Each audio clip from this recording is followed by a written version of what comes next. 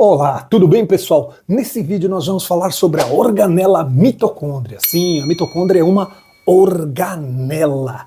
Aliás, temos um vídeo aqui no canal em que nós falamos de organelas. Assista, se é que você ainda não assistiu. A mitocôndria é uma organela muito importante porque, você sabe, ela faz respiração celular. Nesse vídeo nós não vamos falar da respiração celular em si, é um vídeo sobre a mitocôndria. Temos um outro vídeo, também aqui no canal, em que falamos de respiração celular. É óbvio, vou comentar um pouquinho aqui de respiração celular, mas não vou entrar em detalhes específicos, tá bom? Então vamos lá, ó. Tá aqui a estrutura da mitocôndria. A mitocôndria. Você vê aqui que ela é uma organela que possui duas membranas, tá vendo? Essa membrana externa, que nós chamamos de membrana externa, e uma outra membrana interna cheia de profundas invaginações. Essas invaginações nós chamamos de cristas, são as cristas mitocondriais, muito importante porque nelas que ocorre a cadeia respiratória. O espaço delimitado por essas cristas, por essa membrana interna, é preenchido por um gel, uma glosma, uma melequinha. É a matriz mitocondrial e é onde ocorre o ciclo de Krebs. O ciclo de Krebs são 3 etapas importantes na respiração celular: glicólise, a quebra da glicose, ciclo de Krebs e cadeia respiratória. Glicólise aqui fora da mitocôndria. Toda célula é capaz de fazer glicólise, inclusive células que não têm mitocôndrias, porque a glicólise é um evento que ocorre aqui no hialoplasma, ocorre no hialoplasma, o gel que fica em volta da mitocôndria. Agora, ciclo de Krebs e cadeia respiratória ocorrem aqui nas mitocôndrias, particularmente o ciclo de Krebs na matriz e a cadeia respiratória nas cristas mitocondriais. Importante sobre as mitocôndrias: possuem duas membranas. Siga nessa informação, tá? Porque eu vou fazer uma conexão disso com a função, para que serve a mitocôndria, respiração, e com a origem, como surgiram as mitocôndrias, teoria endossimbiótica, tá? Nós vamos fazer duas correlações com essa característica, duas membranas. As mitocôndrias possuem duas membranas. Bom, vamos lá. Ó, basicamente o que ocorre na mitocôndria é respiração celular. Respiração do ponto de vista celular é a quebra de moléculas orgânicas para obter energia. Sim, energia que nós utilizamos, para se movimentar, para contrair músculos, para pensar, para fazer funcionar nossos neurônios. Energia. Energia é essa que nós utilizamos na forma de ATP, adenosina trifosfato. É aquela molécula que armazena energia. Agora, como a mitocôndria forma ATPs? Como ela forma ATPs? No processo de respiração, a maior parte dos ATPs é formada dentro das mitocôndrias e, particularmente, a maior parte acaba se formando aqui na membrana das cristas mitocondriais. Perceba que essa membrana interna, ao mesmo tempo que ela te cria um compartimento interno, que é onde que fica a matriz, ela também cria um outro compartimento aqui, um compartimento entre a membrana externa e a membrana interna, que é o que a gente chama de espaço intermembranas. Tá? Agora, vem para cá, ó. Pegamos aqui um detalhezinho da membrana interna e demos uma super ampliada. Membrana, como todas as membranas, é feita de uma bicamada de fosfolipídios associada a proteínas, tá? Isso ocorre tanto na membrana externa da mitocôndria, na membrana interna também, e na membrana da célula também, Só que a membrana interna da mitocôndria é muito mais rica em proteínas. Ela tem muitas proteínas importantes no processo de respiração, importantes particularmente na cadeia respiratória, tá? Então nós temos aqui complexos proteicos, o complexo 1, complexo 2, o 3, o 4, e aqui a ATP sintase. Interessante que o processo de geração de ATPs, de geração de energia na mitocôndria, é muito parecido com o que ocorre na geração de energia nas usinas hidrelétricas. Como assim? Nas usinas hidrelétricas, lembrando que hidros é água, são aquelas usinas que a gente tem em maior quantidade aqui no Brasil, armazena-se a água, né, em reservatórios que estão em ambientes mais altos e depois faz essa água correr em turbinas, as turbinas hidrelétricas. E o rodar dessas turbinas pela passagem de água é que gera a energia elétrica. Aqui nós temos algo muito parecido na ATP sintase. Nós veremos. Só que ao invés de água, o que vai passar ali é um fluxo de prótons de hidrogênio. Bom,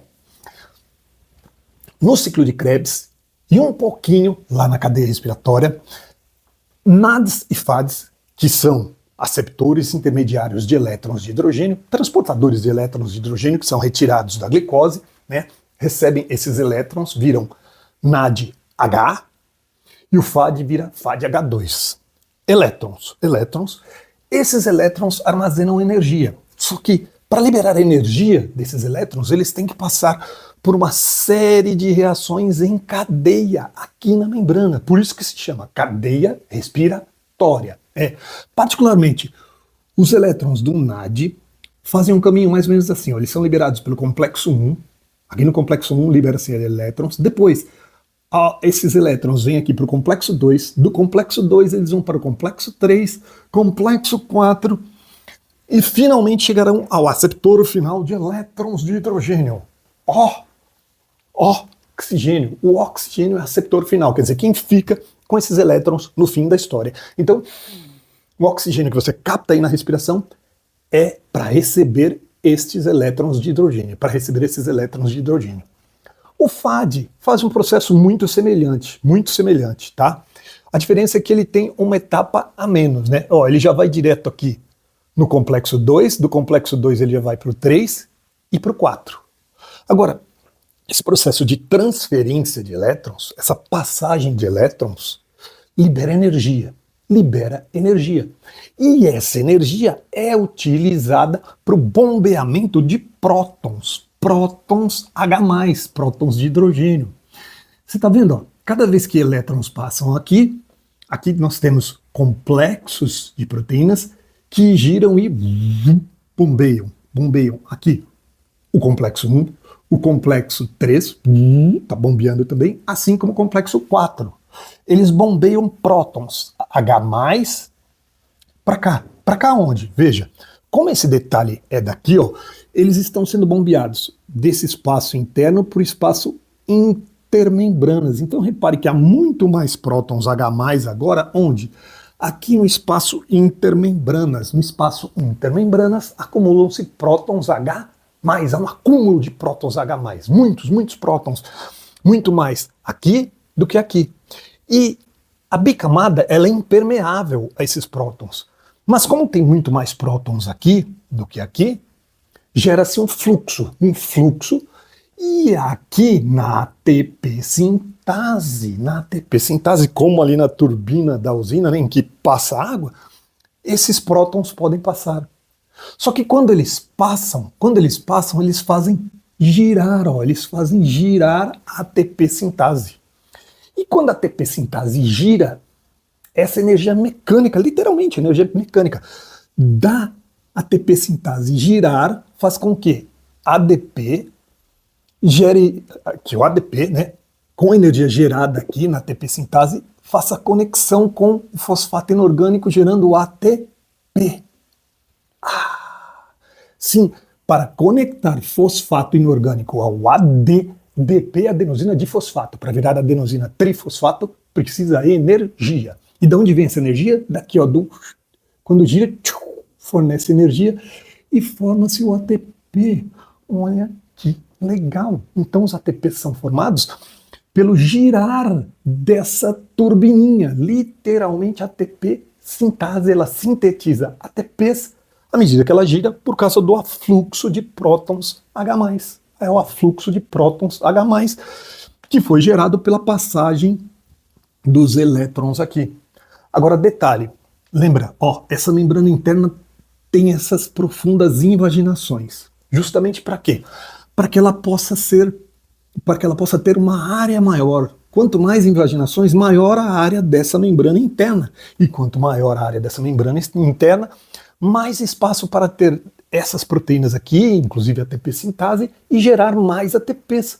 Por isso que a membrana interna da mitocôndria é toda cheia de invaginações. Por isso ela tem duas membranas, né? Agora lembra que eu falei que também dá para a gente fazer uma conexão evolutiva quanto à origem da mitocôndria. Como as mitocôndrias surgiram evolutivamente? Teoria endossimbiótica. O que afirma essa teoria?